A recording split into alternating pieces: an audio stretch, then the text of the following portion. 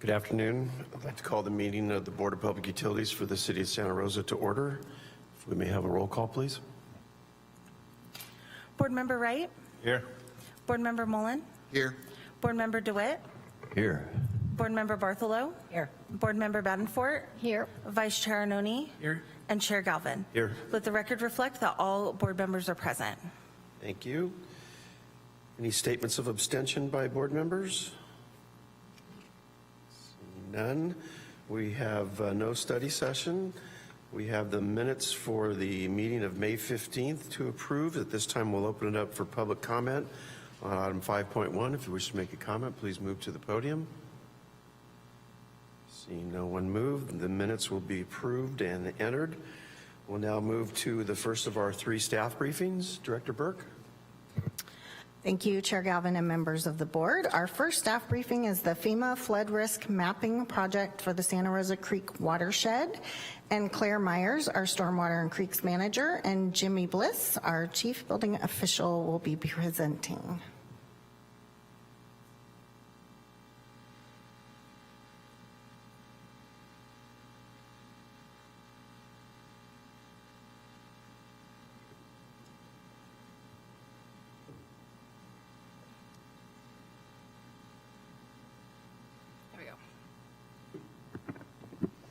Thank you, Director Burke, and good afternoon, Chair Galvin and members of the board. Thank you for having us back today with an item that has really critical impacts on climate change and resilience and safety in Santa Rosa. If you recall, we met with you about a year ago on FEMA's flood risk mapping project for the Santa Rosa Creek watershed. And we're back today to provide you an update on the work that has been completed over the course of the last year, as well as future steps for this project. We'll review what the flood mapping includes. We'll provide an update on the process and the timeline, what all this means for local property owners, and then the public outreach that the city will be doing to ensure that all impacted individuals are aware of the project and what resources are available to them. So to jog everyone's memories, for the last year, FEMA has been developing official flood maps for areas in the Santa Rosa Creek watershed that have a high likelihood of flooding. FEMA calls these special flood hazard areas, and they represent locations that have a 1% chance annually of flooding, sometimes called a 100-year flood. So FEMA does these kinds of map updates when new flood risks and data are available. What does this mean for property owners? Well, when flood maps are updated, some property owners may find that their property is now mapped into an area of high flood risk. Others may see no changes, and then periodically a property will be mapped out of a flood risk area. So for properties that are mapped within the SFHA, those properties may be subject to more stringent building standards. And if a property in the SFHA has a mortgage from a government-backed lender, they may be required to have flood insurance. Homeowners and renters insurance does not typically cover flood damage, but the National Flood Insurance Program is available for everyone for coverage. There are a number of benefits that our community members will see from FEMA's map updates. Assessing flood risk is really about helping our community make informed decisions about where to live, about where to build, and how to protect homes and businesses. The insurance requirements on properties in SFHAs will also increase the community's resiliency. Flood impacts are generally not included in standard homeowners insurance or renters insurance policies. And then for staff in the city, these revised flood maps will help city officials develop strategies for improving resiliency in the city, such as infrastructure improvements and future development, which helps us create a safer city. So as you probably know, the FEMA's process is a multi-step, multi-year process that includes FEMA coordinating with local officials and technical staff and the public. Phase 1 discovery was started in 2023 and completed last year. During this phase, FEMA gathered flood data and institutional knowledge from local agencies, including the City of Santa Rosa, Sonoma Water, and the county. We gave them our data from the Santa Rosa Creek flood study that the city did with Sonoma Water, which is the best available data to date. And then FEMA started phase 2 in 2024. This is called analysis and mapping, and is wrapping that up right now. In this phase, FEMA used the information that we provided during discovery along with their own data and own information to determine the extents of a floodplain for the Santa Rosa Creek and tributaries, and to develop preliminary flood maps. This process has taken about a year. During this phase, we wanted to share that the city was invited to provide feedback on their draft database that they were using to develop the flood insurance rate maps. At that point, we expressed some concerns about some properties that FEMA had mapped into the floodplain, but where the floodwater never actually left the banks of the creek channel.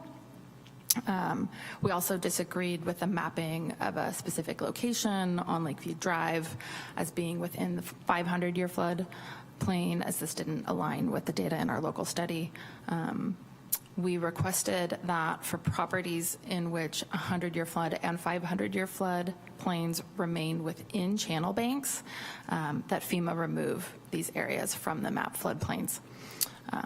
FEMA was accommodating and said that they will accommodate this request wherever possible.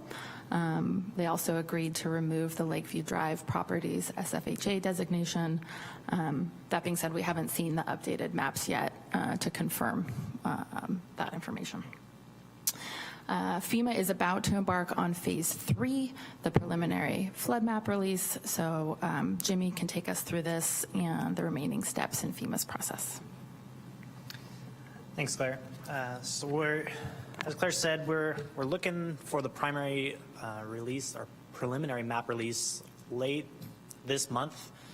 It is the FEMA process, so we don't really have control over the time, but we're doing our best to get the knowledge out to the community so they know that it's coming. We will be notifying residents and business owners in the newly mapped areas via direct mailing, as well as a sign-up email list that is available on our website now. We are doing frequently asked questions. That's all available and live on our website now for people to see ahead of the preliminary map release. Once that's released, we are going to have a pass-through on our GIS website so that the community will be able to access that through our website in addition to FEMA's website, just so they can kind of look and see who's involved in the new mapping areas. As Claire said earlier, there are additional insurance requirements for those with federally backed loans. The renter's insurance typically doesn't cover it, but we're looking through ways to help out with that. There will be a 90-day appeal period after a certain amount of time that will be available for the community to do appeals and comments. So comments are more road names, places that may have been misplaced on the map. Appeals are scientific or technical errors, so they would need to have engineering background and analysis based on that hydrology and hydraulics for specific lots to be removed from what we've already seen coming through FEMA.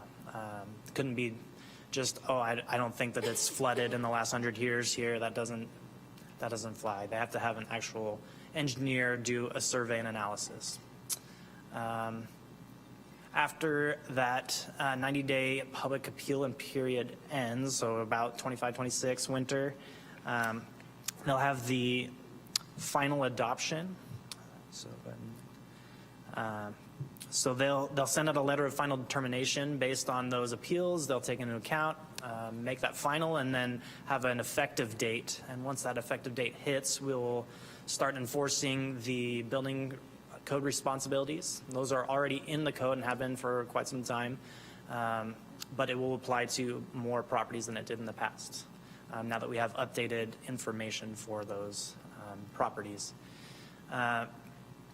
This will apply to both residential and commercial properties, and it's for most of the building-related code requirements are for significant remodels, so over 50% of valuation, and new construction on sites.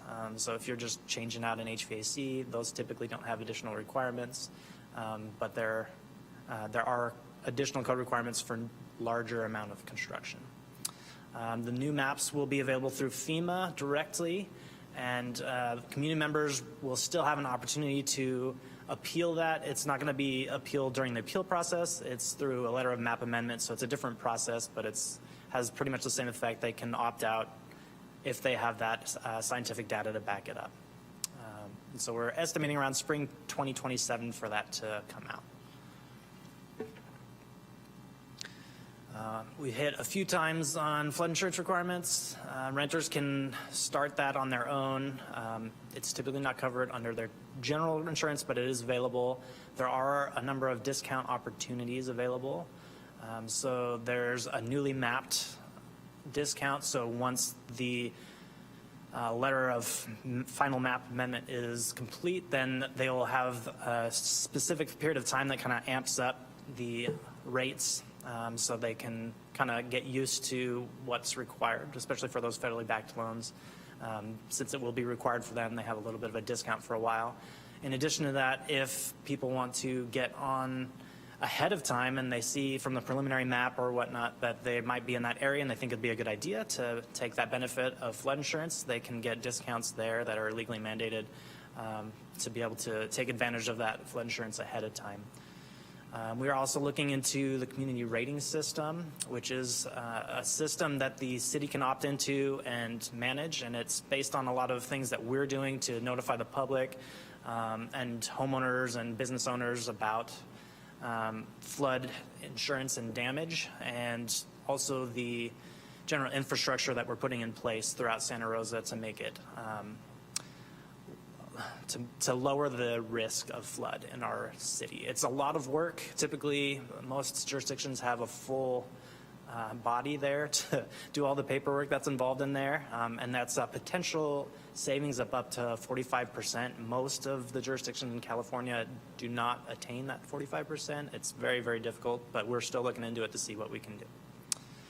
There are several resources for residents. They can call the number there or visit the websites there for floodsmart.gov. And like I said before, we have a frequently asked questions portion on our website about the process and how we're involved. Which segues nicely into just communications and outreach overall. So the city's Zero team has put together a really comprehensive outreach plan to make sure that we go above and beyond FEMA's requirements given the number of impacted property owners. A website on the project has been available for over a year and was recently updated with more information about FEMA's timeline, the preliminary flood map release, how to submit comments during the 90-day public comment period, flood insurance requirements, as Jimmy said, FAQs, contacts, and more. You can also sign up for the project updates via our newsletter. And then when the preliminary map information becomes available, the city will do a direct mailing to properties within FEMA's preliminary SFHAs with links to the website and information about a public meeting. The public meeting will be hosted by the city and the county, and FEMA and the National Flood Insurance Program representatives will attend and help walk the public through the flood map updates and answer questions that folks have. So on the screen are a lot. Thank you. On the screen are a lot of community resources that we have available, a lot of them that we talked about, and with that, we would like to take any questions you might have. Thank you very much for the presentation. At this time, we'll take any public comments on item 6.1. If you wish to make a comment, please move to the podium. Okay, any board member questions or comments? I'm sorry. Did you wish to speak? Talking to the board or the public? To you.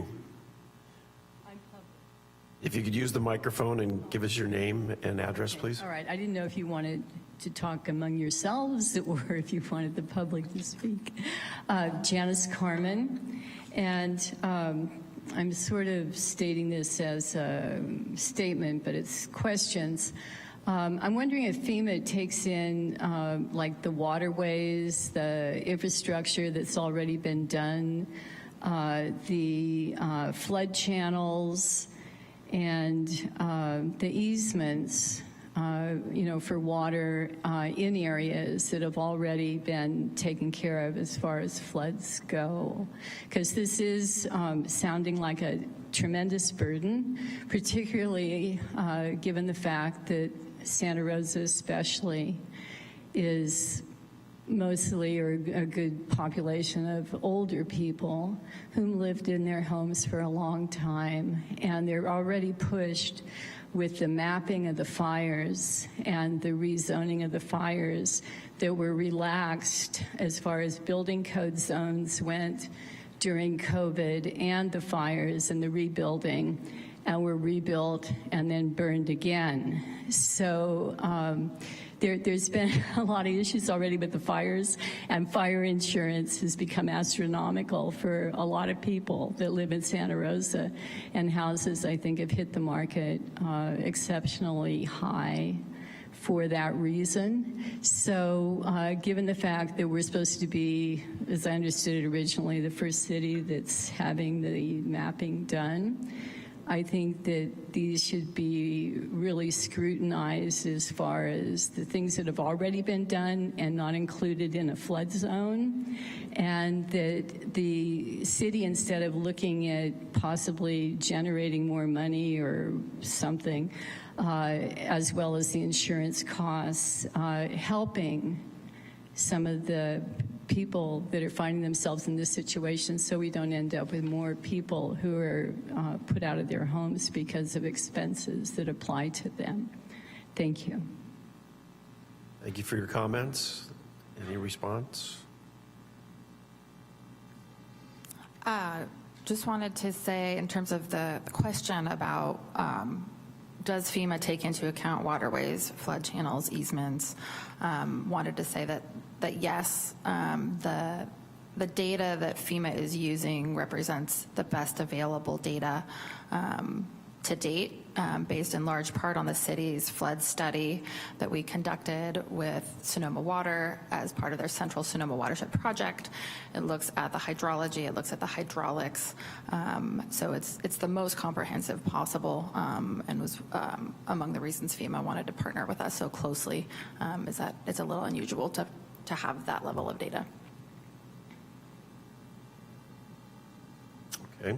I think the important thing also to remember is this is a federal project and dictated by the federal government, so we have very little control, even though we're involved in the process and have the opportunity to comment on these maps when they come out. Any other board member questions or comments? Yes, Board Member Badenfort. Thank you, Chair Galvin, and thank you for the presentation. These can always be such a complicated and kind of impactful process for our customers and for property owners. So I appreciate the long-term kind of vision for it. They end up being a long process, but a kind of a short process, a short window for actual input and understanding by those that own the property, whether across the board. And the ability for folks to provide any meaningful input rather than just a road name change, but to be able to actually provide input. People have to hire consultants. And I think that, not to comment, because obviously we don't have draft maps yet, but I've seen other processes where local governments and their respective teams have kind of been some of the best voices and representatives as different maps have come out that maybe had some gray area in there, or maybe had some parcels that maybe weren't as appropriate for being included. And so I think that if and when we can be an expert advocate for our customers and for our property owners, if that's a role that we're able to play. I think the last time it happened on the county side, they ended up being some of the biggest voices on behalf of those that we call customers. A commenter at City Council earlier this week mentioned some areas where potentially city infrastructure that could alleviate some flooding in areas. And I'm certainly not suggesting that there's a whole new evaluation of infrastructure be done. But I think where we can keep an eye out to consider those areas. We obviously, I don't have a map, so I don't know exactly where they are, so we can't point to anything.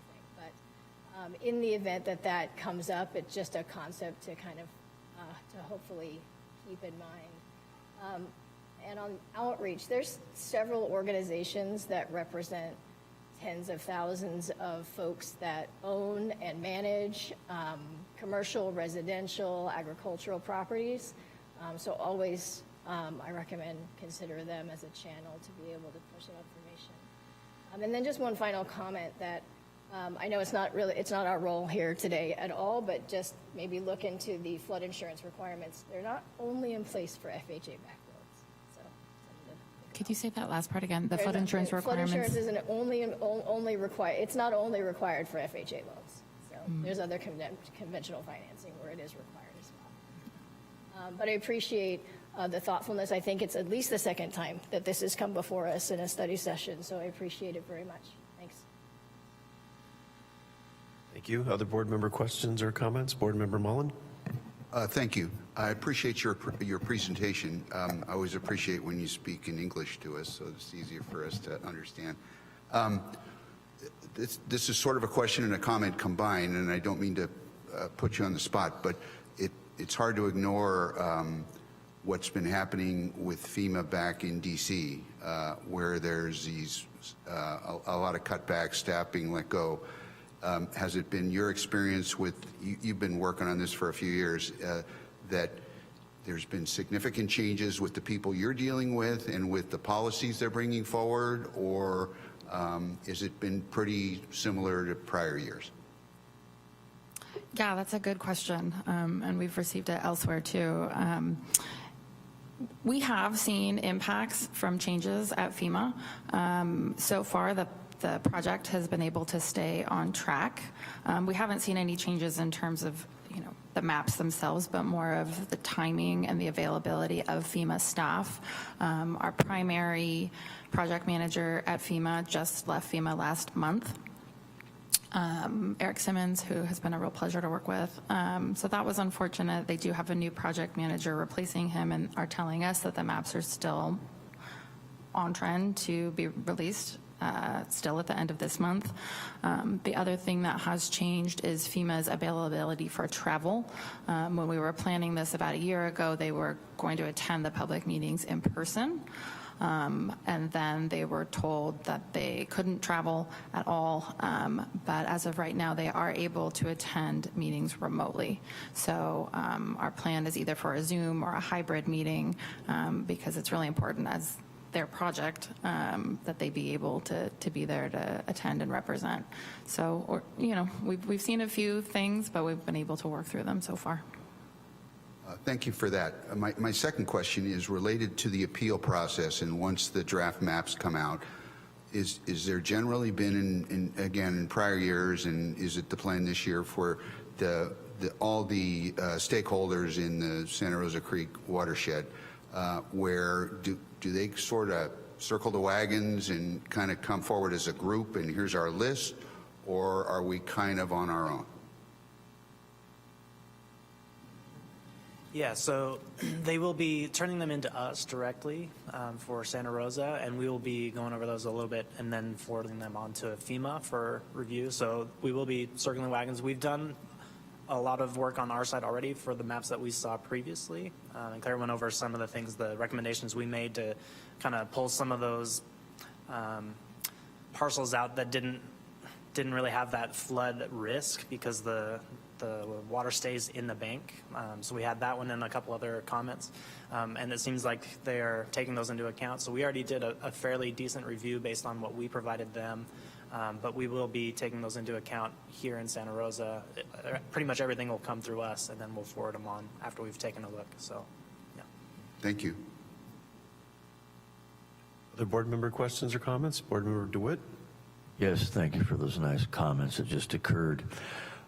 Regarding the community engagement, I think it's really important that you ask FEMA to make sure and have their people here in person at a time when the property owners can come to a meeting and talk to them in person. They like that. Thank you. Any other board member questions or comments? Very good. Thank you for your presentation. Now move to item 6.2. Director Burke. Thank you, Chair Galvin and members of the board. Our second report item will be the 2024 Water Quality Report Update, and Tony Yamas, our Water Quality Manager, will be making the presentation.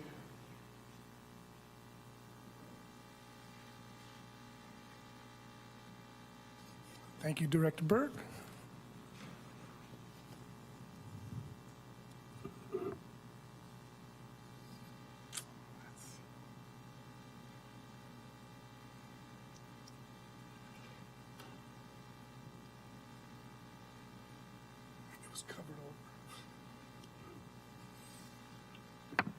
Good afternoon, Chair Galvin, members of the board. Thank you. Good afternoon, Chair Galvin, members of the board. My name is Tony Yamas. I'm the Water Quality Manager for Santa Rosa Water. Today, I'm here presenting the 2024 Water Quality Report, which in turn was made available to the public on our website and other outlets as of last Wednesday, May 28th. Additionally, targeted outreach to customers and the community were rolled out earlier this week. We have also provided you a copy for reference for this presentation. And first off, I'd like to say, although I am presenting the report today, this was a group effort consisting of the water quality team, the outreach team, and Alex Burns. So we are required to monitor the system monthly, and at the end of the year, we are required by the Division of Drinking Water to provide a detailed report to our customers. Our compliance monitoring consists of the total coliform rule, the disinfection byproducts rule, the lead and copper rule, which is every 3 years and is actually occurring at this time. And because of our farmers laying production well, we must also comply with the groundwater rule. Along with that, our cross-connection control plan ensures the safety of our water supply as well.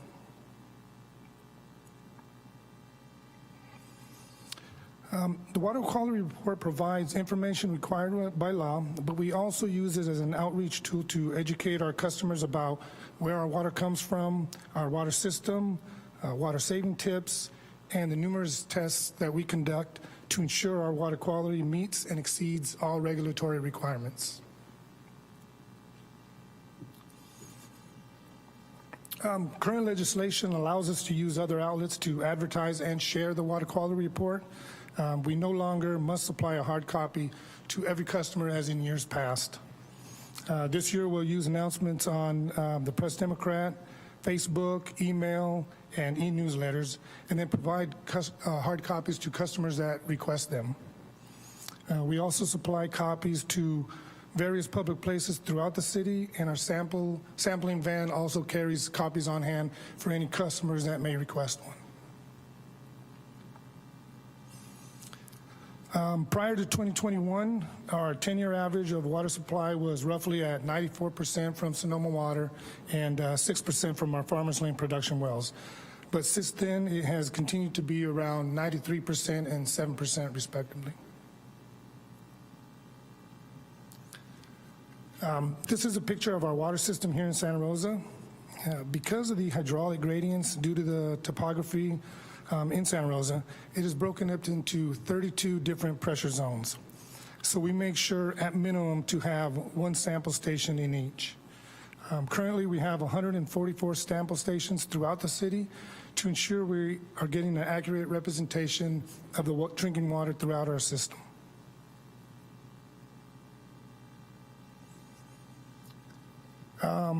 Pictured on the left here is one of our dedicated drinking water stations that we have throughout the city. These are used to draw water for testing according to the total coliform rule, as well as our quarterly and annual sampling as well.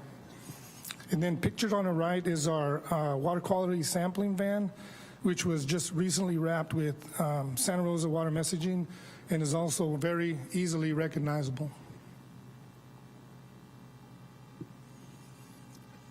This picture is of our Farmers Lane treatment plant.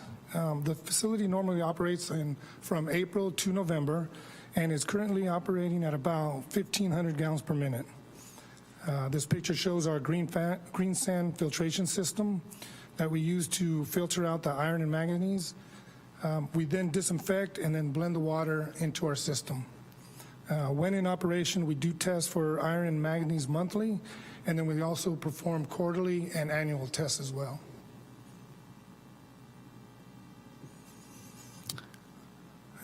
Because we receive most of all of our water from Sonoma Water, they test for over 100 constituents annually, and then they'll provide us with this data. This is just an example of one of the sheets they provide. It includes the constituent itself, the MCL, and the DLR, which is the detectable level form reporting. They provide this data for their 6 caissons, as well as their production wells and reservoirs. Just to give a brief understanding of the terms that we use on the report, public health goal is a level of a contaminant of drinking water that does not pose a significant risk to health. DLR is a minimum level at which a contaminant must be reported to the State Water Board and is a level where laboratories are confident about the accuracy of the contaminant being reported. MCL is a maximum contaminant level allowable in drinking water that is delivered to their customers.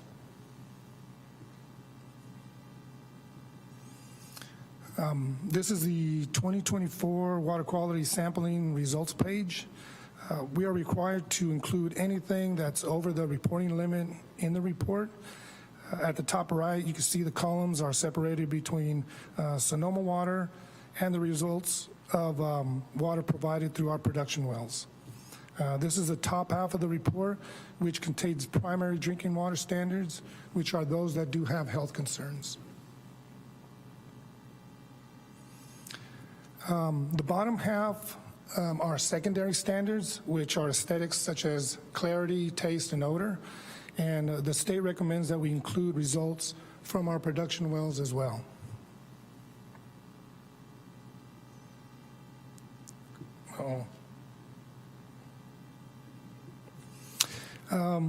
A continuing focus area with many water suppliers regarding drinking water are PFAS.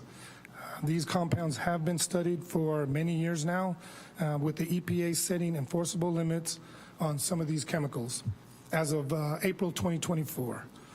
Santa Rosa Water has tested for these chemicals under the EPA's UCMR 4 rule back from 2013 to 2015, and then also further testing for PFAS under the UCMR 5 requirement was conducted by our staff in 2024. The results for all 29 PFAS on that list came back as non-detect. Along with the yearly consumer confidence report, suppliers here in California are also required to prepare a public health goal report every 3 years if that supplier had a public health goal exceedance in their compliance monitoring. Fortunately, Santa Rosa Water had no exceedances covering the 2022 to 2024. So in closing, I'd like to state that Santa Rosa has remained compliant with both state and federal regulations and will continue to set the standard and provide the highest quality drinking water to our customers. And this concludes my brief presentation, and I'll take questions if you like. Thank you. We'll open up now for board member questions or comments. Board Member DeWitt? Yes, there was a public water fountain at Southwest Community Park that's been taken out. I was wondering if you could put the water testing and water fountain back in that area, because many people use the park, and it would be nice for them to be able to use the water. Thank you. Thank you for that comment, Board Member DeWitt. We actually do not install drinking water fountains, but we can definitely provide that feedback to the park. Thank you. And through the chair, I just would like to make one quick note, if I could.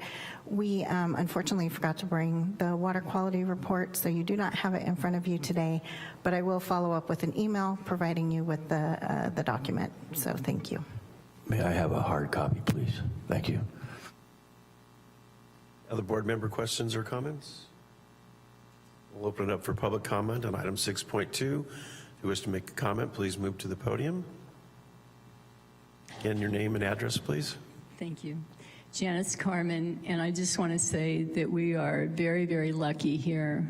We've had a long history of excellent water, and it looks like it's continuing, and I'm glad to say that we are so lucky, because many places can't even begin to touch the perimeters of what we've been able to enjoy here. And I just hope it continues. That's all I wanted to say and make my comment. Thank you very much for your comment. Any other public comments? Seeing none, that will close item 6.2. We'll move to our third staff briefing, item 6.3. Director Burke. Thank you, Chair Galvin and members of the board. Our third staff briefing is our water and recycled water supply update, and Peter Martin, our Deputy Director, Water Resources, will be making the presentation.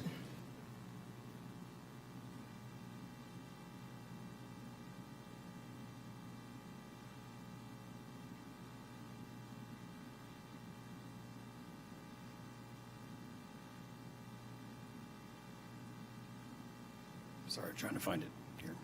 Here it is.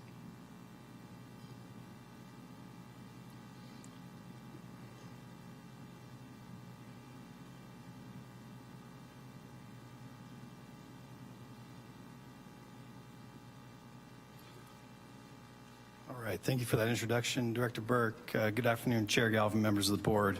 Here today with a water and recycled water supply update.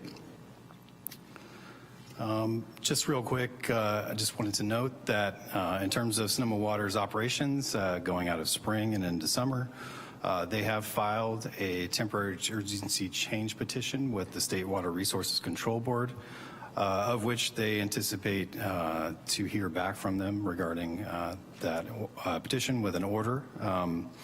The request at this time is that they are able to set their in-stream flow requirements under their water rights to be based on the storage in Lake Mendocino. Their water rights currently state that it should be based on the cumulative inflow to Lake Pillsbury. And also they are asking for some reduced flows related to ensuring compliance with the federal biological opinion for the protection of endangered species. So as of today, if this were in place, and which we anticipate it should be shortly, water supply would be under normal conditions.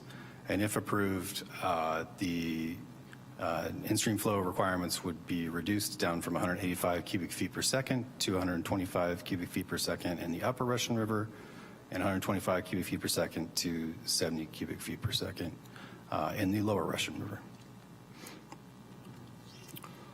In terms of storage in Lake Pillsbury on the Eel River, storage today is at about 50,000 acre feet, which is, about 60% of their total storage available during this time of year. As you'll recall, PG&E did not operate the slide gates, so was not able to capture winter and spring flows. So again, like previous years, they're operating under a different storage regime in Lake Pillsbury. Also, I want to note that PG&E did file for a variance from their mandated flows by the Federal Energy Regulatory Commission, or FERC.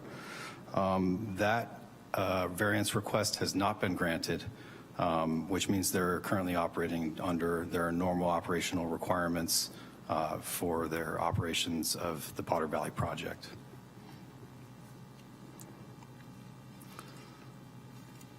As of today, Lake Mendocino is at about 100,000 acre feet.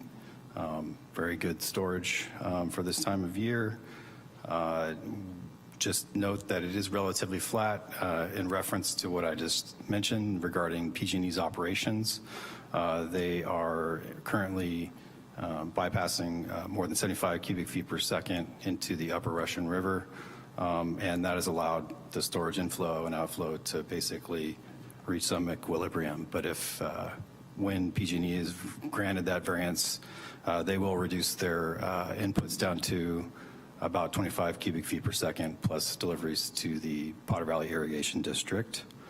And I just want to note that we did hear from Sonoma Water that their forecast-informed operations, reservoir operations this year, and that reservoir was able to yield them about an additional 8,000 or 9,000 acre feet above what they normally would if they were operating under the normal storage control conditions set by the Army Corps. So again, some advantages of the forecast-informed operations, reservoir operations were shown this year.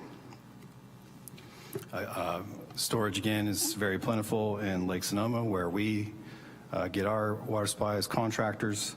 Current water supply levels are at about 258,000 acre feet, again, encroaching into the flood storage pool under forecast-informed reservoir operations. We heard from Sonoma Water they were able to get an additional 19,000 acre feet in yield related to the different operations under the Army Corps.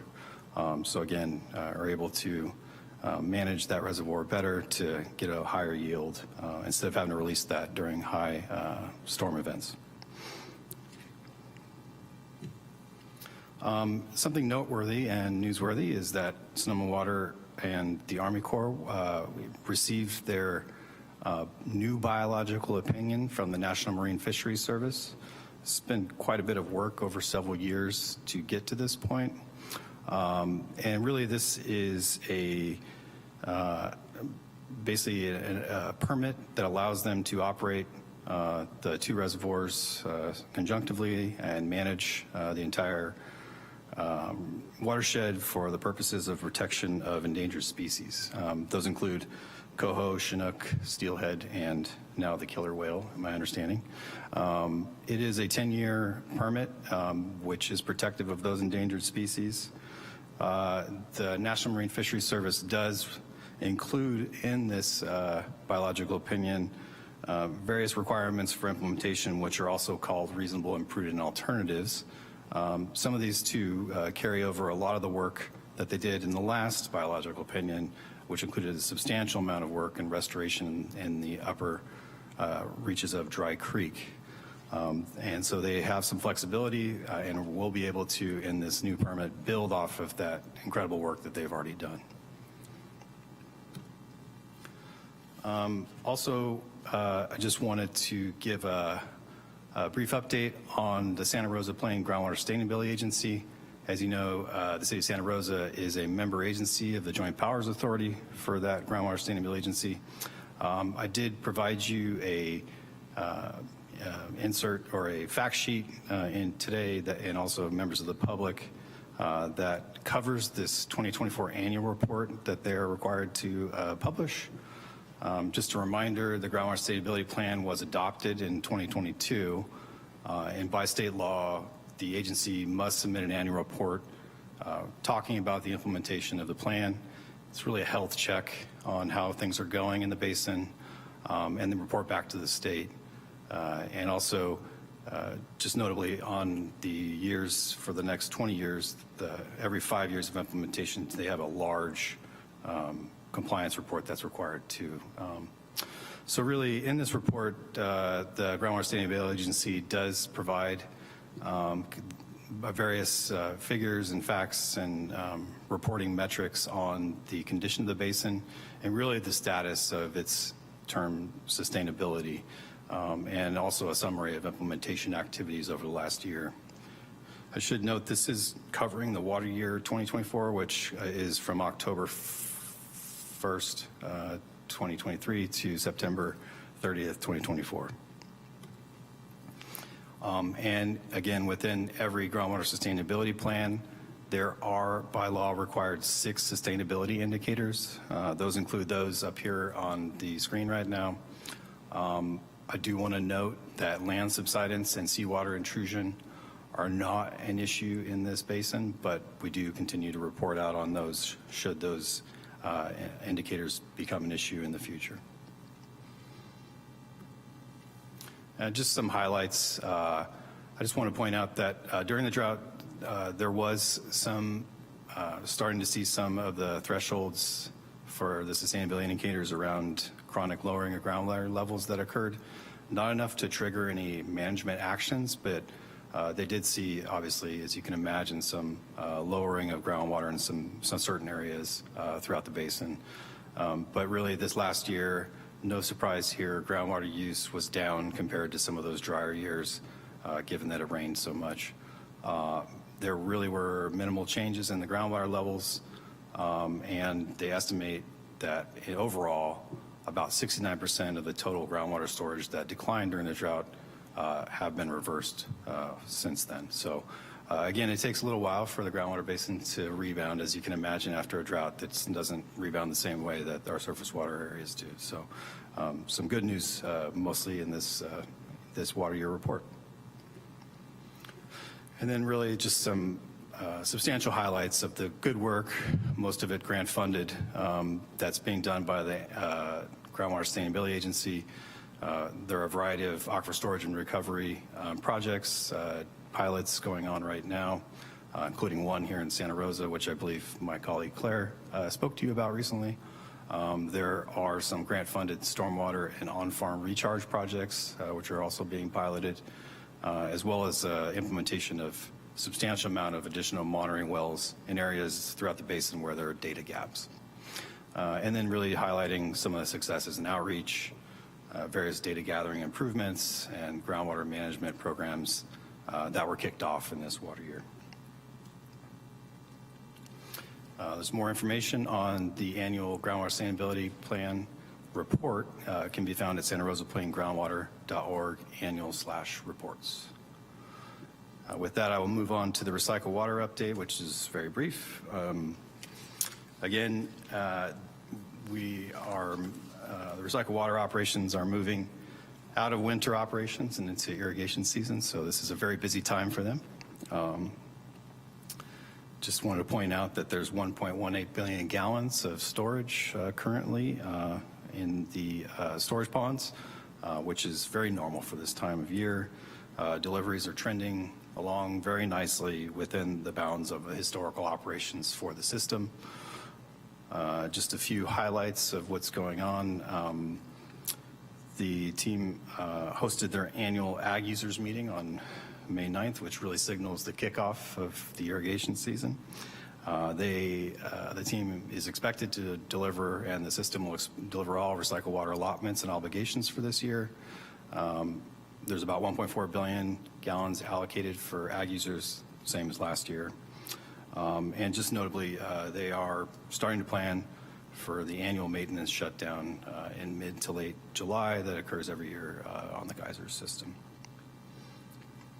So with that, that will conclude my water supply update. Thank you. Questions from the board? Board Member Wright? Thank you for the presentation. I'm just a little confused on the FERC decision to reduce flows. You said they didn't grant it. Is that because they haven't gotten to it, or did they just not grant it? Thank you. Yeah, thank you, Board Member Wright. That's a good clarification. So yeah, they just have not gotten to issuing that decision on their annual variance that they requested. What I didn't say too is that granted that the operations on Pillsbury and the lack of ability to operate the slide gates due to seismic issues, they are looking at a long-term variance, so they won't have to go through this annual approach, PG&E. So that is happening simultaneously. So at some point there is a possibility that they could revisit the total operations to put this more into play for on a more regular basis rather than having to continually ask for this every year, which is a substantial lift. So, Thank you. Other board member questions or comments? Board Member Mullen? Thank you. So I raised this issue before, and I think I told you I'd keep raising it until we can kind of see how it plays out. But given the uncertainties related to Potter Valley and some of the FERC decisions related to those water flows and the impact it could have on our water supply, I suggested or urged us to consider to be aggressive in looking at alternative opportunities on the recycle water side. Many of the other agencies in the basin are doing the same thing we're doing, just on a smaller scale. So opportunities to work collaboratively on storage and delivery and transmission could really minimize or reduce the impacts of water supply issues that I think we're hinting are coming. We just don't know the extent. And so I would just hope that the board continues to raise this issue and staff continues to pursue it so that we can at least have a fallback position in the works that might be able to slide in to assist if and when that comes. Thank you. Other board member questions or comments? Board Member DeWitt? Yes, thank you. That was a nice presentation, and I appreciated that. I talked to a number of people that have wells, and they've been concerned ever since the groundwater sustainability process started about the idea of well monitoring. And I noticed the slide showed it's currently just volunteer well monitoring. Some of these people have said to me they'd be interested in that perhaps, but only if they saw that wineries and commercial entities were doing well monitoring first. If we get back into a drought, is there a idea that maybe that might occur, that they might actually have well monitoring for commercial users? Thank you. I can't speak to any requirements of monitoring for large users, but I do want to point out that they did receive some grant funding, and they will be offering and installing flow meters for, I think at this point it's somewhere around 70, 80 large groundwater users in the basin.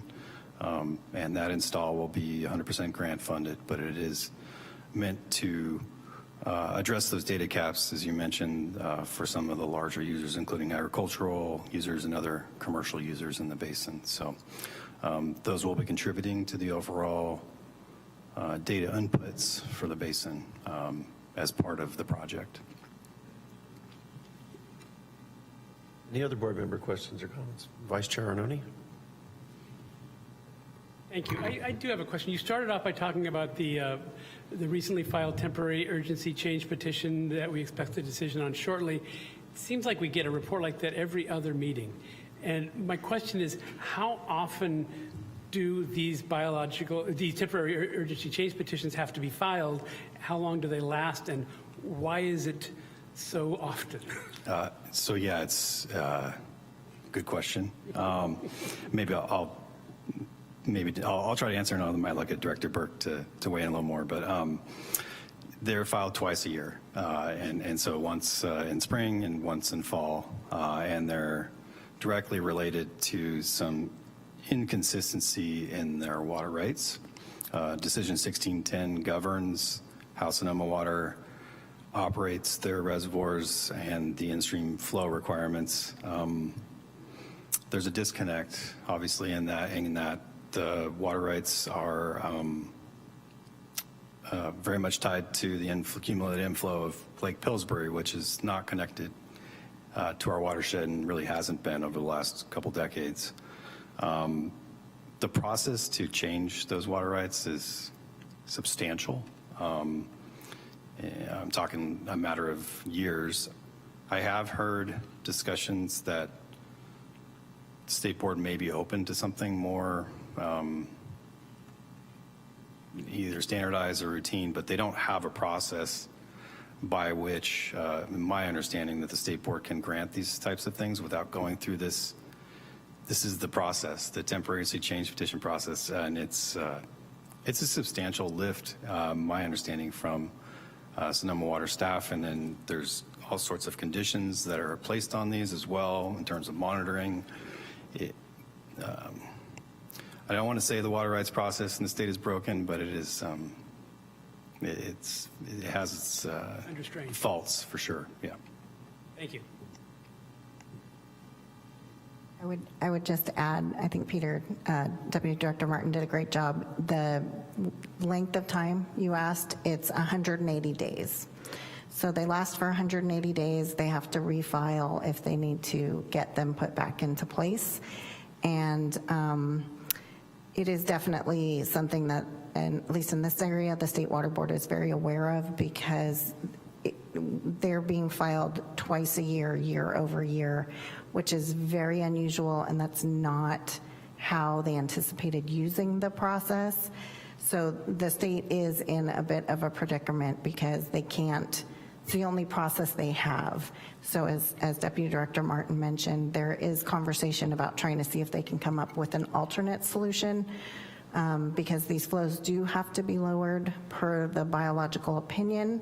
So we are, Sonoma Water's kind of caught in between two different laws right now. So if a petition wasn't granted, then somebody would be out of compliance with the biological opinion. And what's the consequence of that? They could be subject to lawsuits, or other things could come into play from the resource agencies. They could do notices of violations. So the state board likely will always grant these because of the biological opinion. What they could do is they could put extra requirements in place. And sometimes they have, and sometimes they will. And so it is, as was mentioned, it's a bit of a broken process because we are caught in between two different laws and requirements right now. Thank you. Any other board member questions or comments? All right, we'll open it up for public comment on item number 6.3. If you wish to make a comment, please move to the podium. Seeing no one rise, that'll take care of item 6.3. Next item on our agenda is the consent calendar. We have one item on the consent calendar. Let's see if there's any board member questions or comments.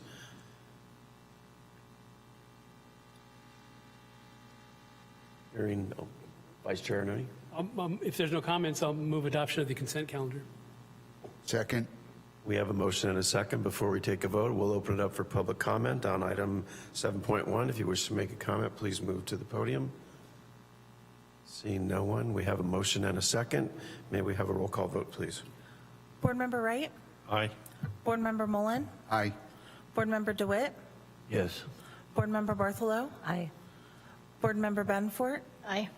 Vice Chair Arnone? Aye. And Chair Galvin? Aye. Okay, let the record reflect the consent calendar passes unanimously. Thank you. We'll now move to report item 8.1. Director Burke. Thank you, Chair Galvin and members of the board. Our first report item is recommend to City Council approval of the revised public storm drain standards and delegate approval authority for future revisions to the Board of Public Utilities. And making the presentation, we have Flannery Banks, Supervising Engineer, and Cleve Gurney, Deputy Director, Development Services, both of which are with our Planning and Economic Development Department.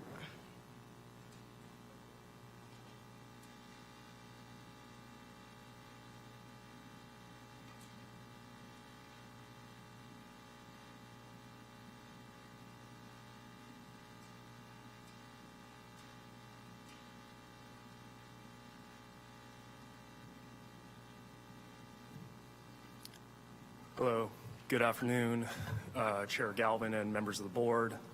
Flannery and I are here today to present to you the revised public storm drain standards and ask that you consider recommending to council approval of those standards and delegate approval authority for future revisions to the BPU.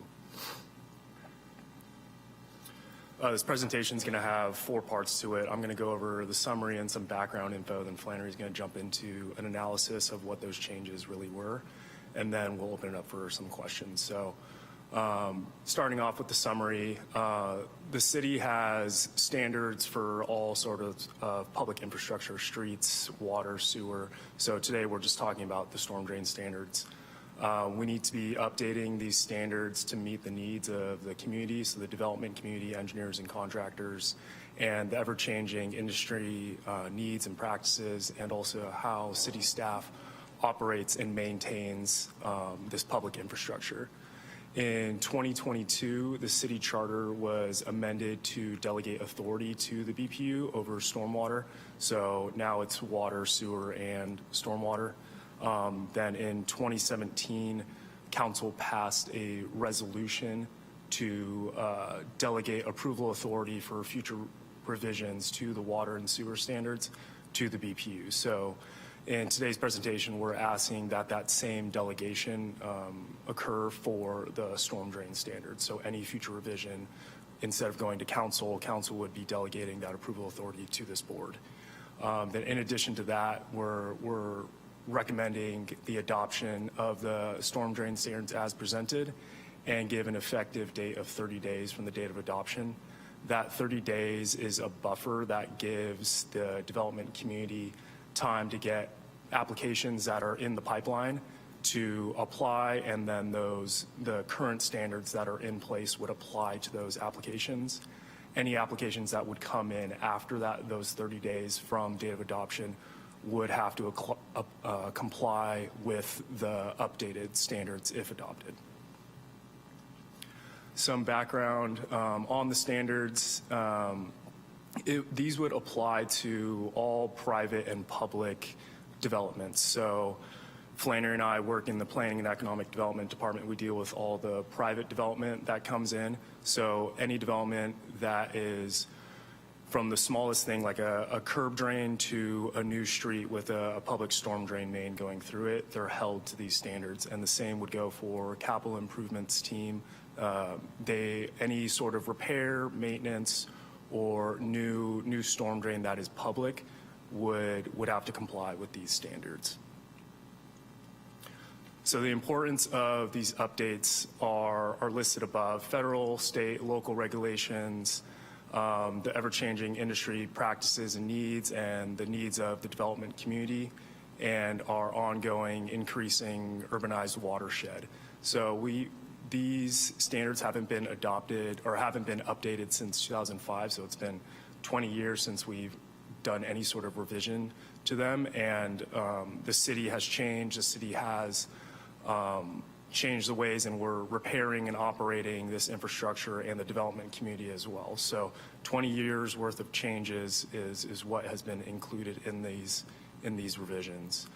The process for providing comment and implementing any changes, we routed this internally throughout PED to the water and stormwater teams and to the Transportation and Public Works Department. And then externally, we worked with the engineering and contractors groups and community to release these changes, and gave them time to provide any feedback and comments. And the same was done with Sonoma Water, formerly SQUA, and the Marin, Sonoma Mosquito and Vector Control District. So any comments that we received were either implemented into the revised standards that are presented to you today, or were rejected, and comments provided to those groups saying as to why the city rejected them. Then last on the background, I just want to reiterate that we're proposing here to delegate future revisions of those approvals to go back to the BPU, and that resolution from 2017 really set a precedent for the water and sewer standards, so this would just be doing it for stormwater. So I'll hand it off to Flannery here to go more over the analysis and the fun part of the standards. Thank you, Flannery Banks, Supervising Engineer. I wanted to, in the analysis, give you a few visuals that wouldn't have been included in the set that you see in the standards, just to give you guys some context of why some of these changes were made. So first of all, we had formatting changes. This included really itemizing, giving an individual identifier to each item in the standards. That just helps staff and the design community communicate more effectively. And then ensuring consistency with federal, state, and local regulations. So an example of that is historically systems called bubble ups had been allowed. I figured not everyone probably knows what a bubble up system is, but essentially it's a system that doesn't flow without overtopping or withholding or impounding water. So on the screen you can see an example of what this is in the ground. The gray is an existing system. It does not have what we call an outfall, so it can't free flow water out of the system. Not only is this an operations standpoint, but continuing to construct these facilities does not meet state regulations for vector control. So these are from a CIP. We're actively removing these systems as we make our way through CIP projects, capital improvement projects, or system improvements. We incorporated a number of items to support the industry as a whole. So these included a lot of clarifications, increasing transparency, and formalizing interpretations. So with standards, the design community shouldn't be trying to guess what city staff will be making decisions on, what we will or won't approve. So there was a lot of things that had somewhat become precedent for staff decision making, and we wanted to really be forthcoming and apparent and transparent with our community on that so people aren't guessing at things.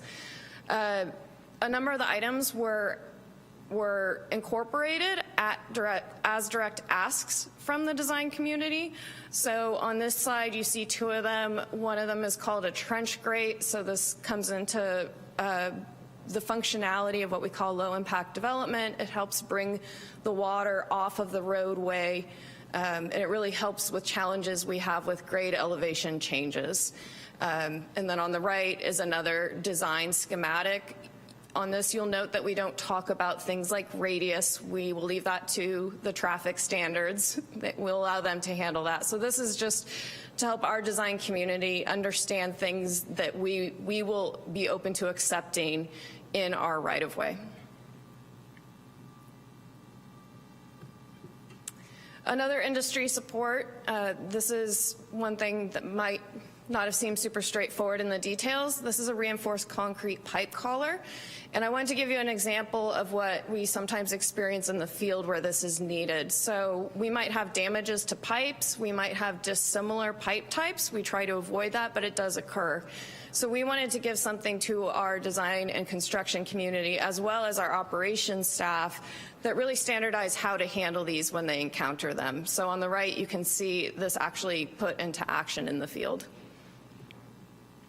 This is another example. So parts of the city are very flat, and some parts don't have very deep creeks, which results in some of our pipes and infrastructure being very shallow. So the purpose of the concrete cap is to help protect the infrastructure. It serves as warning if there's streets rehabs being done, if there's drillers. It also helps stabilize that pipe in that upper soil level where the soil tends to move more than it would at lower elevations.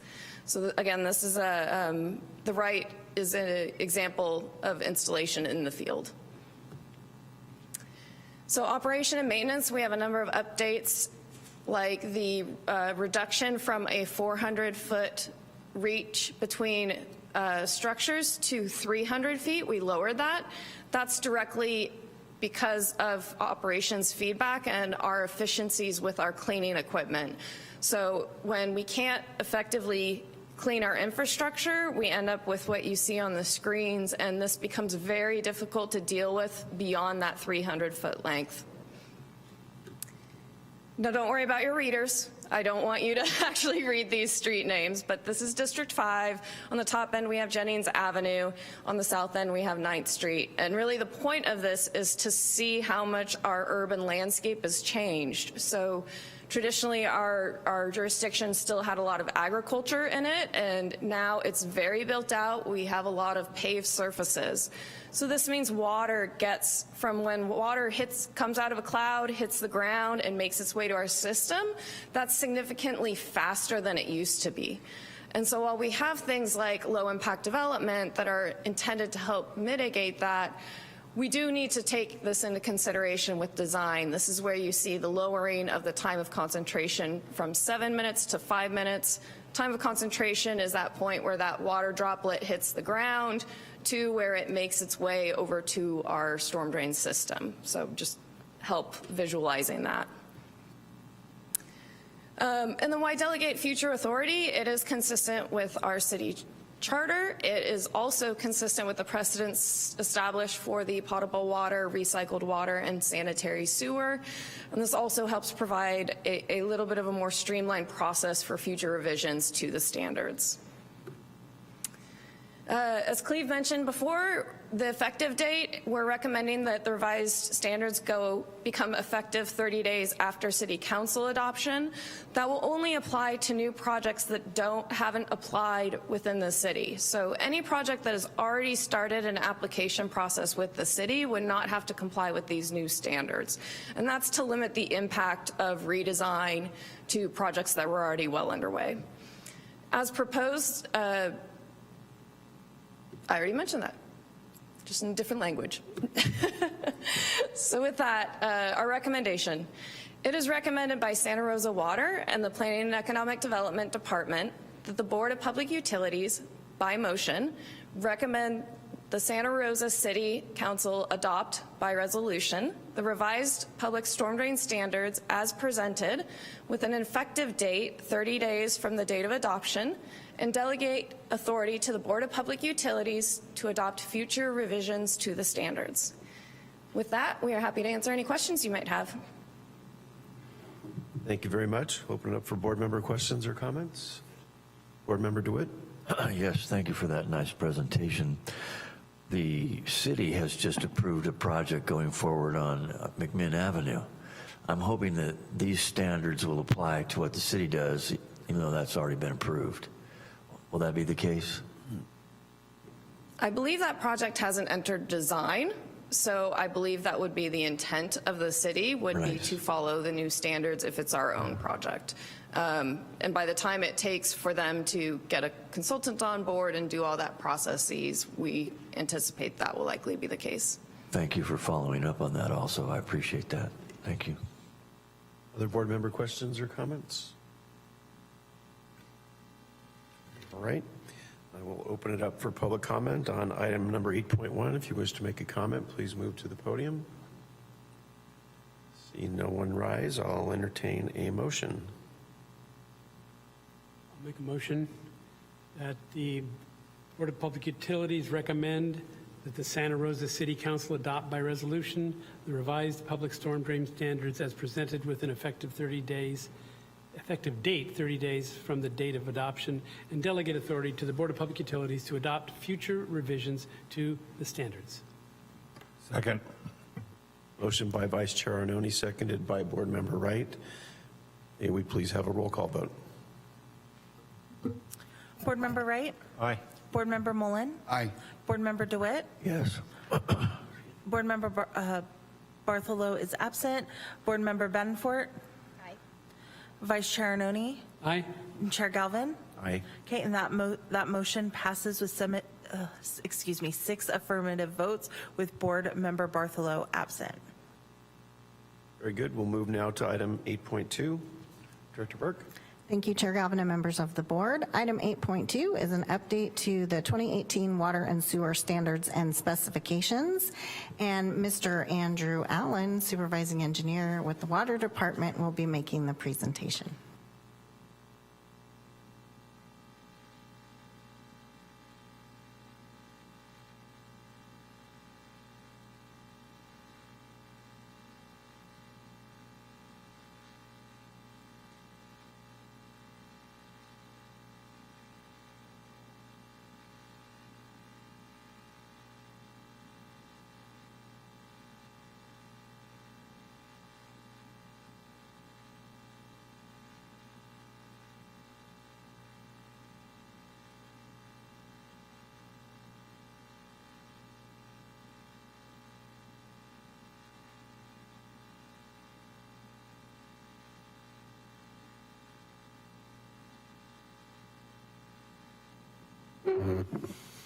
Thank you, Director Burke.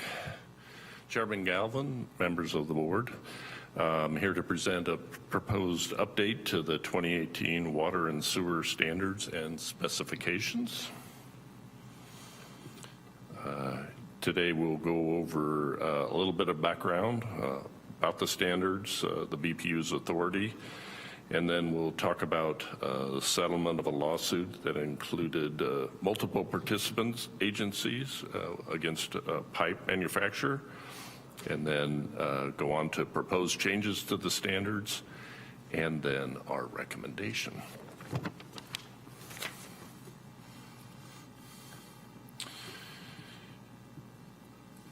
It's nice following that presentation because you all got the education of our standards and how those all things work. This is a little more streamlined process for this change. Certainly our water and sewer standards specifications, collectively called our standards, provide policies and construction methods associated with additions and modifications to our system. My team is the Water Engineering Services team, and not unlike PED, who just spoke, we handled new development and making sure new development meets our current standards. And then also our capital projects team, city projects, needs to follow these same standards. In September of 17, City Council did authorize the board to approve future standards updates, and you did one of those in 2018, and now we're back.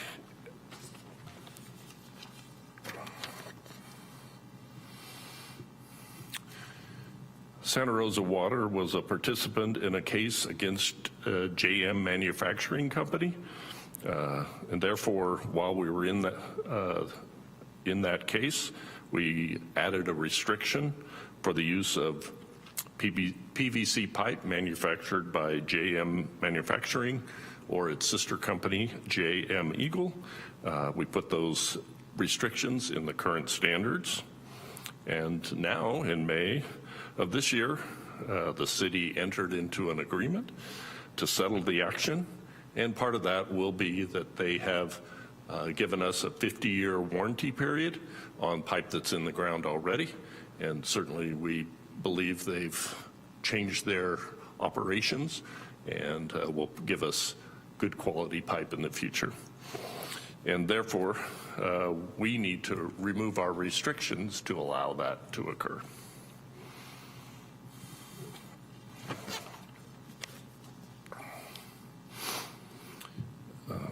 We will remove that restrictions. Basically, we're removing one paragraph from each of three portions of our standards: the water distribution system design standards, the water distribution system construction standards specification, and the sanitary sewer system construction standard specification. And of course, these updates will comply with the settlement agreement.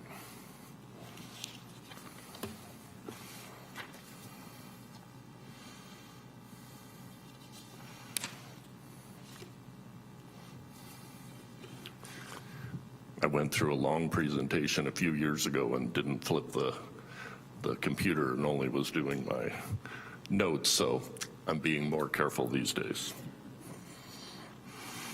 It's recommended by Santa Rosa Water and the City Attorney's Office that the Board of Public Utilities, by resolution, approve updates to the Water Distribution System Design Standards, the Water Distribution System Construction Standard Specification, and the Sanitary Sewer System Construction Standard Specification, removing the restricted use of JM Manufacturing and JM Eagle pipe. And I can answer any questions. Thank you, Mr. Allen. Any board member questions or comments? Board member DeWitt? Yes, excuse me, sir. I have a bit of a cold, so this might take a moment. Appreciate your nice presentation there. Some years back, there was a problem with a leaking underground sanitary sewer system under Sebastopol Road while it was still in the county. It created what was known as a red zone with commingled underground aquifer pollution due to the problems of pollution at the Roseland Village Shopping Center. Currently, there's a new project being built there, and I was hoping that you might be able to tell me if that means that all of those difficulties under that area are going to be to new standards and help with the sanitary sewer system to not leak again with some of this 50-year warranty pipe, perhaps. Thank you. I can't speak to the environmental situation that occurred out there. I do know it existed. I was aware of the situation, and I am understanding it's been alleviated or minimized. But certainly all the new infrastructure is going in per our city standards. Still with the restriction on this particular manufacturer, but we certainly work very hard with our inspection team to make sure the contractor installs both water and sewer pipes and making them watertight and minimizing or eliminating infiltration either into or out of our pipes. So I know all the new infrastructure is going in per our standards. Thank you, sir. Other board member questions or comments? Vice Chair Arnone? Is it correct that this is only one provider of PVC pipe and that there are a number of other providers, and so what we're doing is just leveling the playing field for this provider? There are multiple suppliers of PVC pipe, and this was one that was found to have some issues in the manufacturing process, although I'm not fully purview to the entire suit against the company. But it adds another supplier, which I think is a good thing. It may bring some prices down, and it certainly levels the playing field for our area. Thank you.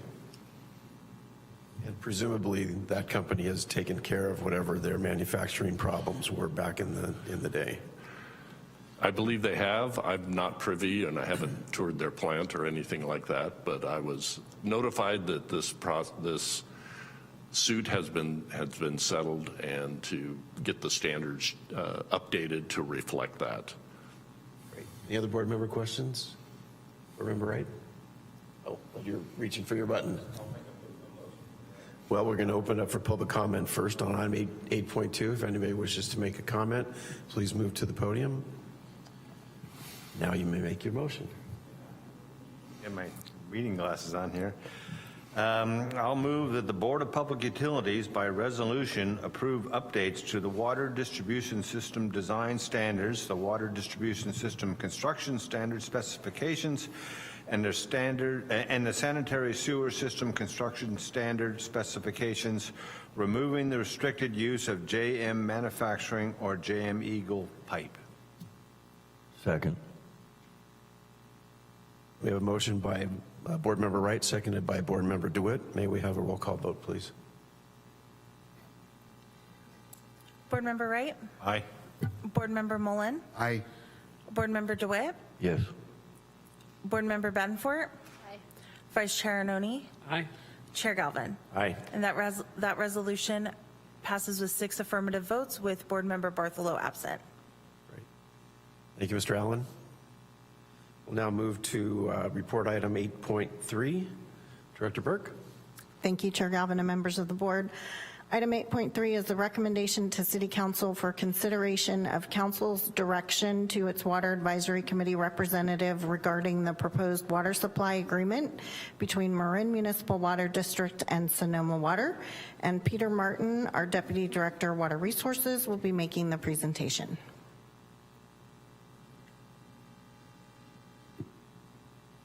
All right. Hi again, Chair Galvin, members of the board. Definitely, we have an agreement here before you that is being considered by Marin Water and Sonoma Water for a restatement and renewal of their existing water supply contract. And I will go into the history details and why we're asking for your recommendation today. So just a little bit about the history of Marin Water's agreements with Sonoma Water. Marin Water and Sonoma Water first entered into their initial agreement in 1975, also titled the Off-Peak Water Supply Agreement. They added the Supplemental Water Agreement in 1991. Those two agreements were subsequently combined in 1996, and that agreement was again renewed in 2015, which currently expires at the end of this month. A little bit about those two combined agreements. The off-peak water supply agreement establishes a 4,300 acre-foot per year minimum take or pay, and also provides schedule and flow rates within the agreement. Also, the second amended agreement for water supply, which is Exhibit B to that agreement, established additional volume of up to 10,000 acre-feet per year of water that could be supplied to Marin Water. And it also established max delivery and purchase limits and caps that were basically foundationally put in place on their prior year's usage. So there is a 1,000 acre-feet cap over the prior year usage. So say they use 5,000 acre-feet, the next year there is a cap of another 6,000 acre-feet. So it also added an additional 1,000 acre-feet of take-or-pay money. I mean, that was a total amount of 5,300 acre-feet per year, and their maximum contract total is up to 14,300 acre-feet under these agreements.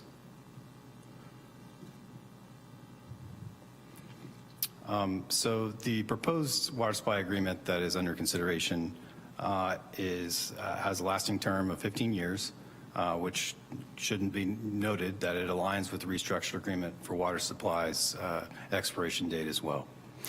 We are obviously a party to that restructured agreement, along with several other contractors. The total volume of water in this proposed agreement has no change of 14,300 acre-feet per year, as well as their take-or-pay amount, meaning they pay for that water whether they take it or not. 5,300 acre-feet per year stays the same. The pricing and terms for their water, including certain premiums, conservation charges, and contributions, including a firm water payment, all remain the same in this proposed agreement. So we'll talk a little bit about what is new in this proposed agreement, which there was a substantial amount of analysis included in your staff report for this item. Again, just the elimination of the ramp up and ramp down provision. As I mentioned, they are capped based upon their prior year purchase amounts. This contract proposes to remove that cap.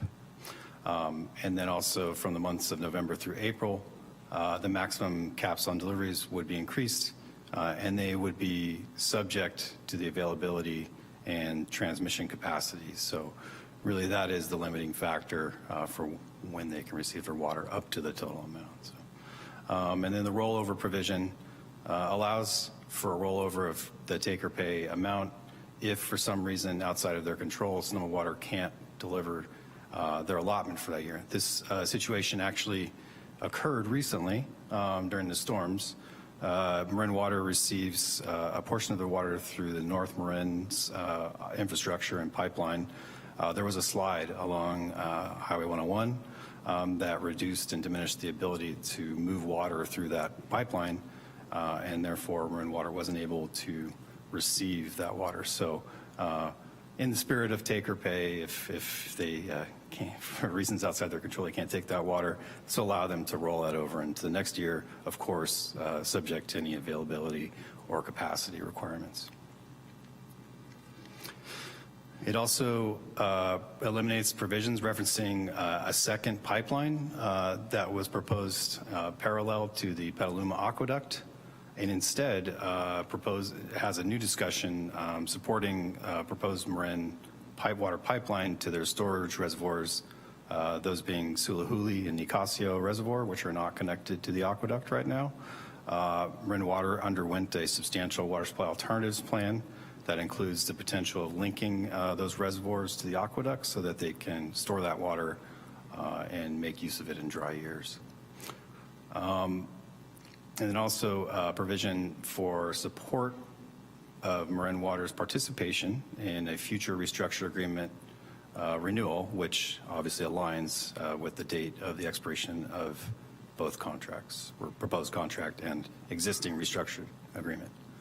And then finally, there is a lump sum payment of $12.5 million, with $9 million of that going to various resiliency projects in the Russian River watershed, and another $3.5 million for any capacity improvements that may be beneficial to Marin Water. So just an analysis of what this means to the contractors and Santa Rosa Water. Just notably, Santa Rosa Water is a prime contractor to the 2006 restructured agreement with Sonoma Water and the other contractors.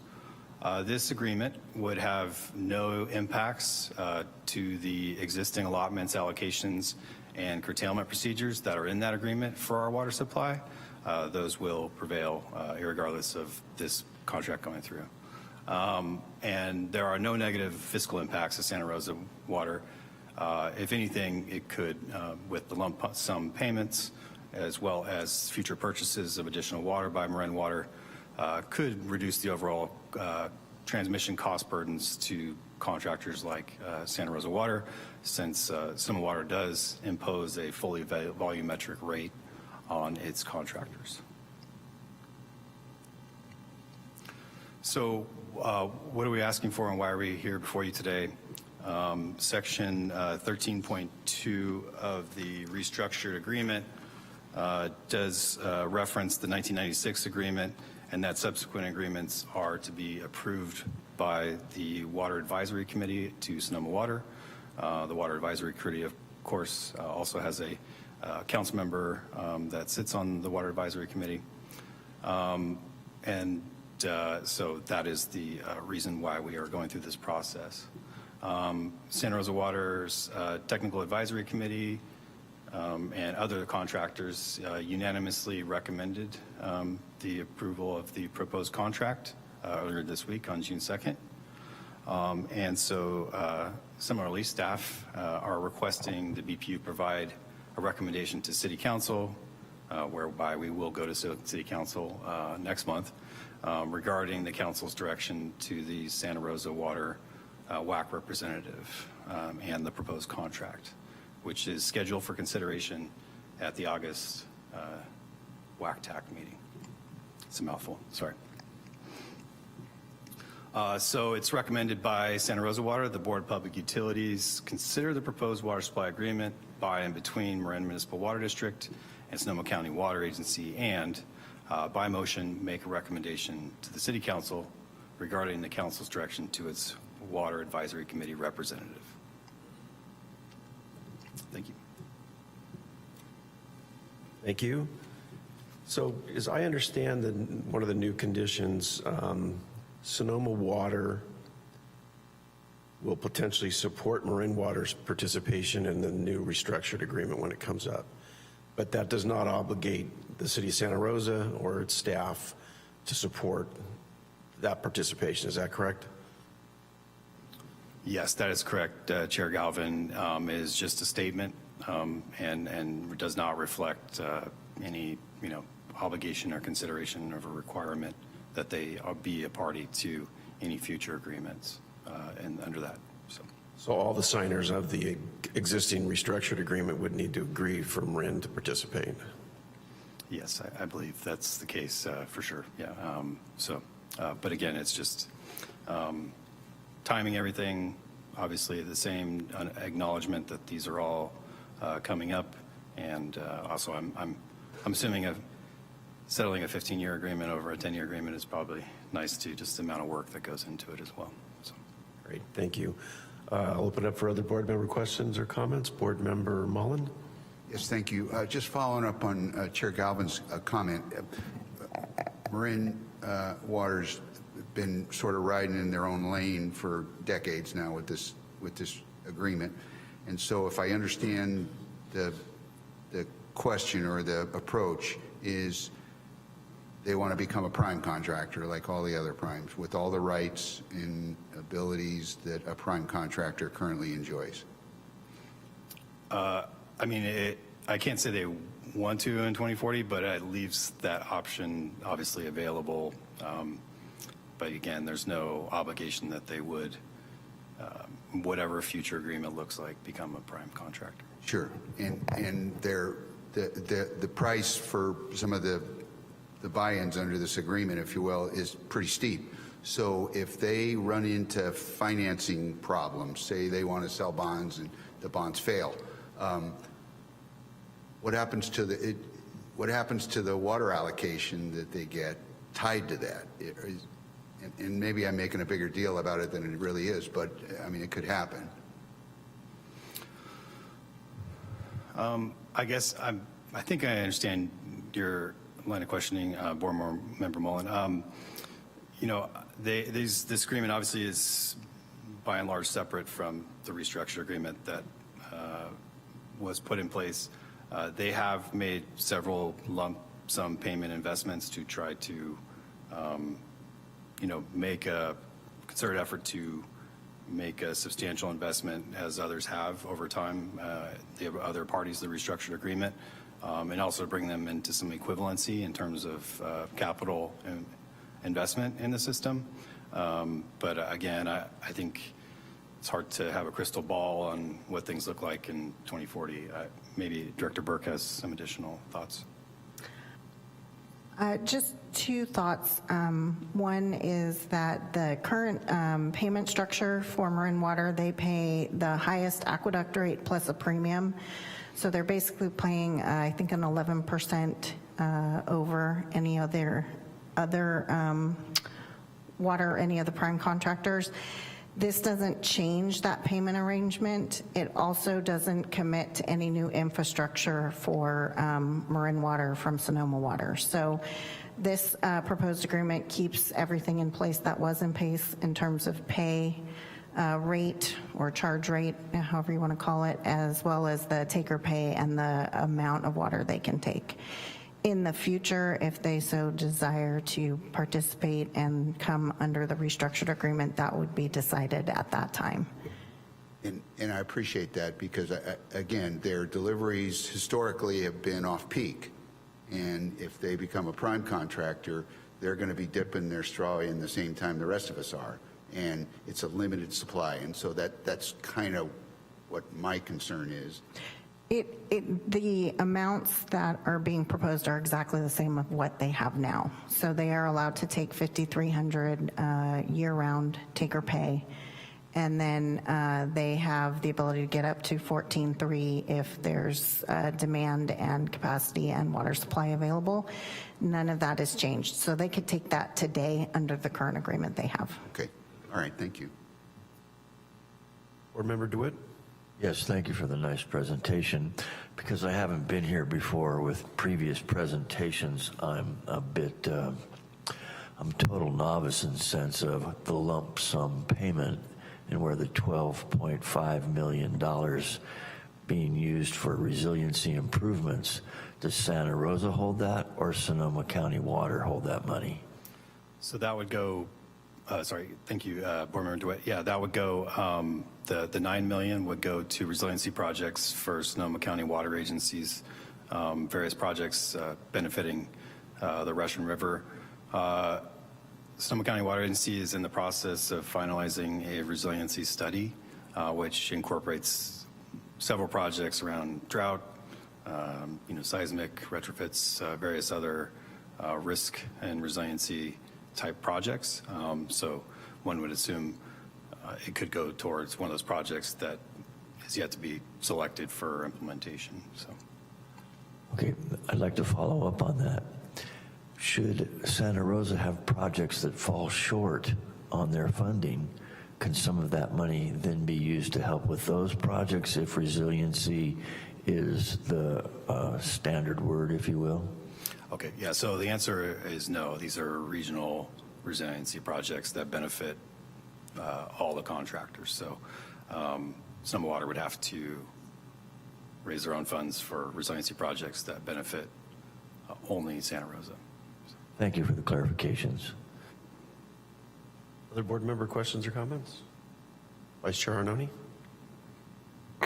I noted that there was no staff recommendation on this matter, but I also believe I heard you say that the Technical Advisory Committee voted to approve it, and I believe you said it was a unanimous vote, which would mean that our Director Burke, who serves on that committee, did vote in favor of this. Is that correct? That's accurate, Vice Chair Arnone. Thank you. Thank you. Any other board member questions or comments? All right, we'll open it up for public comment on item 8.3. If you wish to make a comment, please move to the podium. See no one, we'll entertain a motion. Yeah, I will vote in support, or I'll make a motion in support. So I'll move that the Board of Public Utilities by resolution, I've got the wrong friggin' thing here, sorry about that. You got your glasses on. Then I got my glasses on and everything. I flipped my page, I was running around looking things. Okay, here it is. I'll move that the Board of Public Utilities support the proposed water supply agreement by and between Marin Municipal Water District and Sonoma County Water Agency, and by motion make a recommendation to the City Council regarding the City Council's decision to its Water Advisory Committee WAC representative. Second. Motion by Board Member Wright, seconded by Board Member Mullen. May we have a roll call vote, please? Board Member Wright? Aye. Board Member Mullen? Aye. Board Member DeWitt? Yes. Board Member Badenfort? Aye. Vice Chair Arnone? Aye. Chair Galvin? Aye. And that motion passes with 6 affirmative votes with Board Member Bartholow absent. Thank you again, Deputy Director. We'll now move to item 8.4. Thank you, Chair Galvin and members of the board. Your final report item is a recommendation to City Council to approve grant of easement to Sonoma County Water Agency over portions of city property located at 2200 Llano Road and 0 Sebastopol Road, APNs 060-060-059 and 060-060-064. And making the presentation will be Sean McNeil, our Deputy Director, Environmental Services, and Stephanie Volkovich, I always do it wrong, I'm sorry, Stephanie, Associate Real Property Agent. Thank you, Chair Burke. Good afternoon, Chair Galvin, members of the board. Here to go over this recommendation to City Council. So a little background, Sonoma Water owns and operates a groundwater well adjacent to the city property on, and we call Brown Farm. And I'll give you a map kind of showing where that is. And during the most recent drought, Sonoma Water conducted upgrades to the well under the Emergency Sebastopol Road Well Activation Project in order to add aquifer storage and recovery capabilities to that well. And as a part of that, they connected to our pipeline. We provided a revocable license for that process. And this is just providing a permanent easement for them to continue to operate that. And we did bring that agreement of operating that to this board, and under your approval, we've been working with them on that. So the improvements by Sonoma Water will allow it to store treated drinking water in the groundwater. So that it can take it out of the river in the winter time when there's plenty, and in years of drought to help balance the groundwater, they'll be able to pull it back out. And it provides greater resiliency to the city's water supply since they're our wholesaler. And Sonoma Water is currently operating under a license agreement entered in between the city and Sonoma Water to install that pipeline and gain access to the property. So this really just is going to formalize and make permanent that license agreement. Sonoma Water has been awarded a grant to upgrade and maintain the well. As a condition of the grant, they're being required to have this permanent easement, although we're very comfortable working with them in the revocable license process. The easement is a requirement of the grant, and the discharge of that well water into our recycled water line is governed by that cooperative agreement that I talked about earlier. And that staff and Sonoma Water have worked closely together to assure the project and easement will not impact city operations on the property. And so here's Brown Farm, and it consists of a triangular piece towards the top, and it's bisected by a couple of different features. The Joe Redota Trail there is running east-west, and that's kind of gray. And then there's another line heading north-south mostly, and that's the Sonoma Aqueduct. That's the aqueduct right there. And here's the location on our Brown Farm property where those two different easements would reside on both sides of their property. So the easement term, staff seeks the board's recommendation to council to approve the grant of a 730 square foot water line easement and a 3,504 square foot access easement. The parties have mutually agreed to grant easements of nominal value without consideration to assist in processing the conveyance of property rights needed for one another's projects. And we have a normal meeting where we meet monthly to talk about various easement needs of both our respective agencies, and it's been a very collaborative process. So the recommendation is recommended by Santa Rosa Water and Real Estate Services that the Board of Public Utilities by resolution recommend that City Council, one, grant a 730 square foot water line easement and a 3,504 square foot access easement to Sonoma County Water Agency over certain portions of city property located at 2200 Llano Road and 0 Sebastopol Road. Collectively called the property, in connection with Sonoma Water's Emergency Sebastopol Road Activation Project, and 2, approve entering into an easement agreement in a form to be approved by the City Attorney's Office, and 3, authorize the Assistant City Manager to execute necessary documents in connection herewith. And with that, take any questions.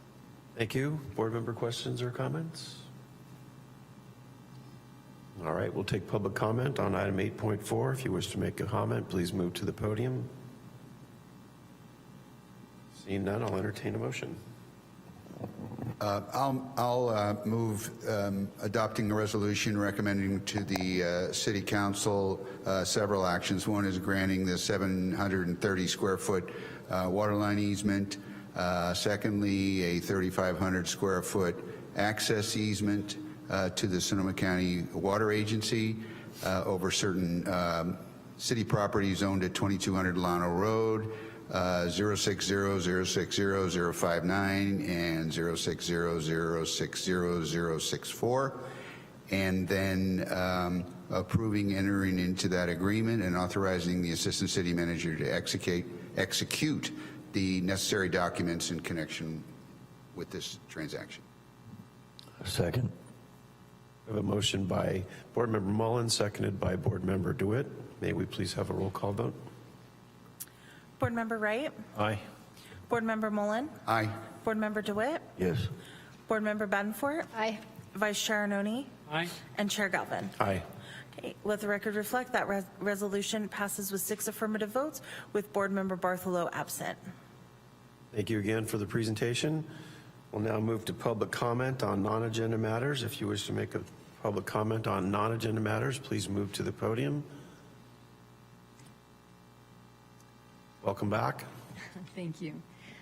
Janice Carmen, and I wanted to bring up a couple of things. One is that I ran for city council in the fall, and when I did, I found out about many issues in Santa Rosa that I hadn't known about over the long time that I've lived here. And my family moved here in '61, built a house on Summerfield Road, and I didn't even know it was in my district until 5 days before the vote.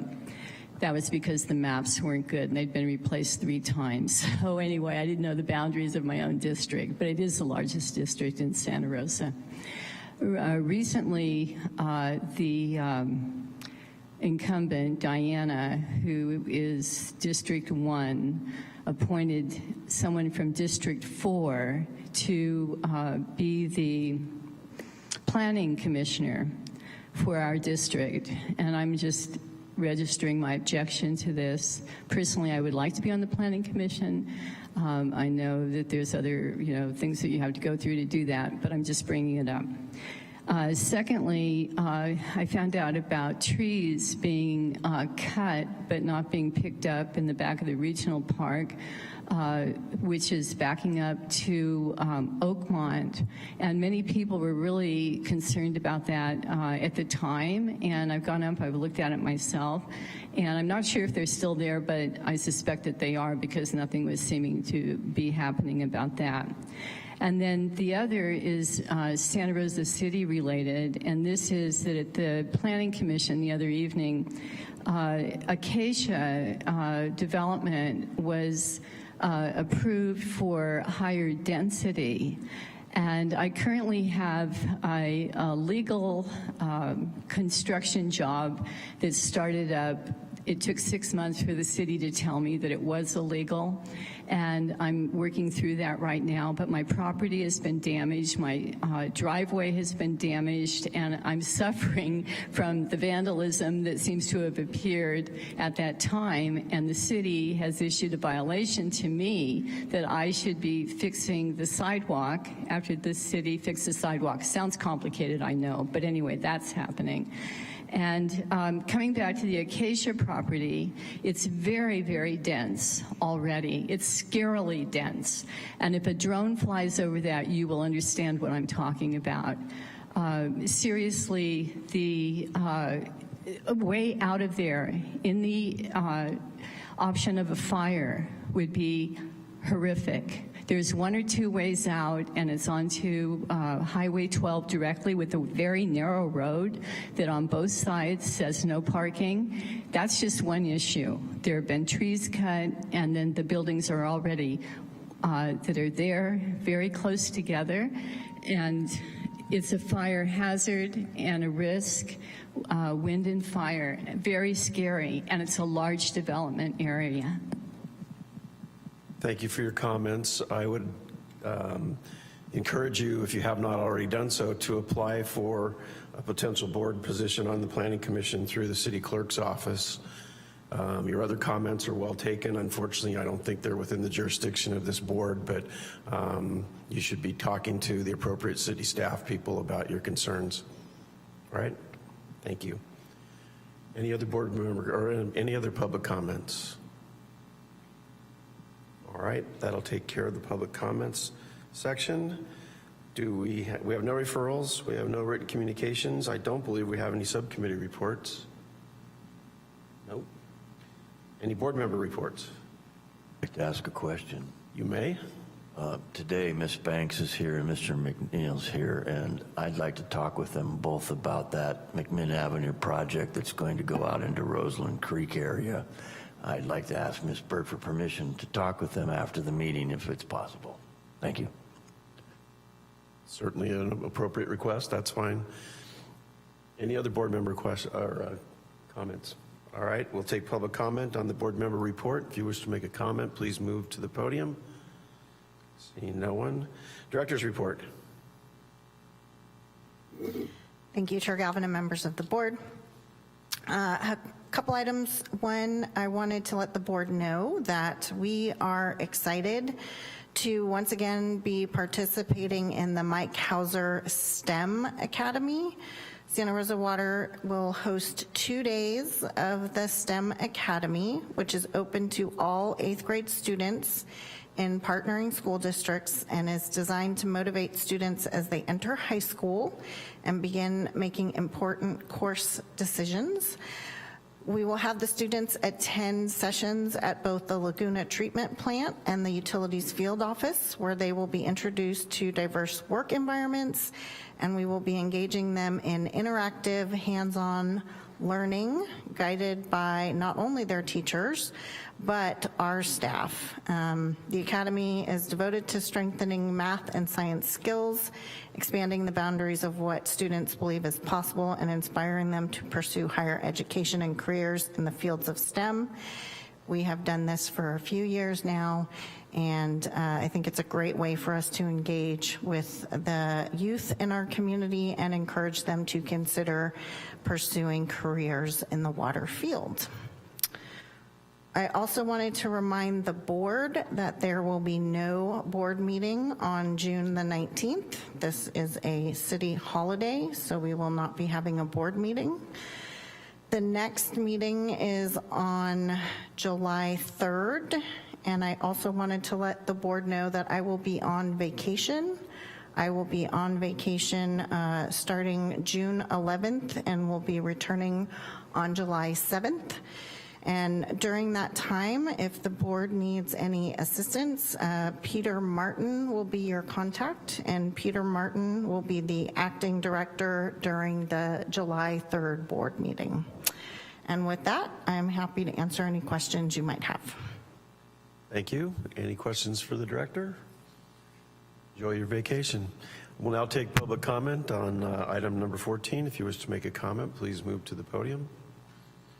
Seeing no one, that'll take care of that item, and that concludes our agenda for today. So we are adjourned, and assuming there is a need still for the meeting on July 3rd, we'll see you on July 3rd.